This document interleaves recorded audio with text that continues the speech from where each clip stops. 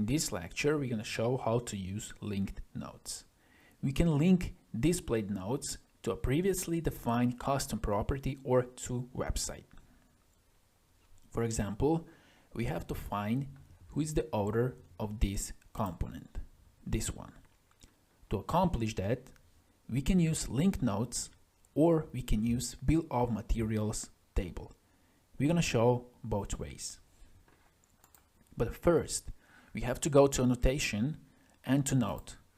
And let's click on this component here. And now on the left side, we have some options here.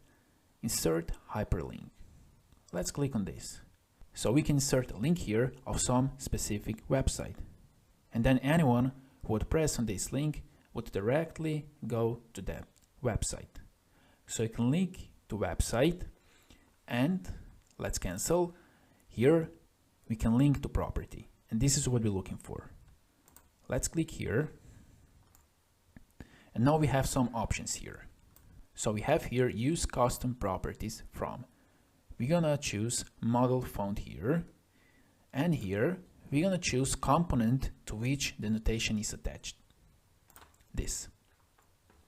And now under property name, we want to find who is the author. So we're gonna choose here author. And now we see here evaluated value Mike Watson. Let's click OK. Let's click OK here. And now we see that Mike Watson is author of this component. Let's drag this to site. And this is one way how you can find some specific property of component. The other way is to create a bill of material table. So let's go to Annotation tab and let's create bill of materials. And let's click OK here. Let's place our table here. Let's adjust our table. So to find who is the author, we have to add a new column with property author. So let's click here, right click, and let's insert column on the right. And for a custom property, we're going to choose author. Let's click here.